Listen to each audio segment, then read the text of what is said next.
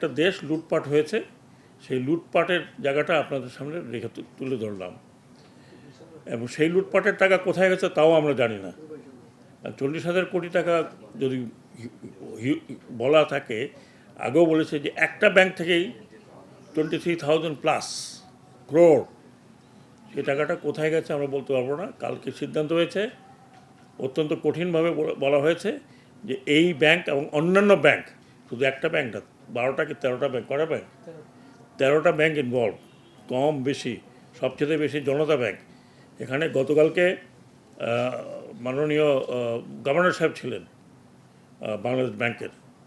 ওনার কাছে আমি অত্যন্ত কৃতজ্ঞ যে উনি এসছেন, উনি এসে আমাদের অনেকগুলো সলিউশন দিয়ে গেলেন ওনার তরফ থেকে।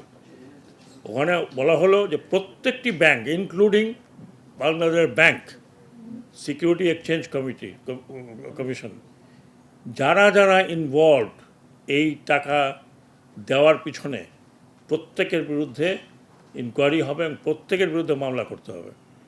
এটা কিন্তু দ্ব্যর্থহীন ঘোষণা কালকে আমার তরফ থেকে গিয়েছে এবং এটা আমাদের মিনিটসের মধ্যে লেখা আছে। দেয়ারফর এটা মনে করেন না যে লোকজন চলে গেছে, যারা কেউ তো বিদেশে গেছে। যদিও আমি আইন অতখানি ক্লিয়ারলি বলতে পারবো, বিদেশে যারা গেছে তারা হয় তারা যদি আসবে ফেস, অথবা ওইখানেই থাকবে এবং নন গ্রাটা হয়ে লোকজন আটকা পড়বে। আমি জানি না কী হবে।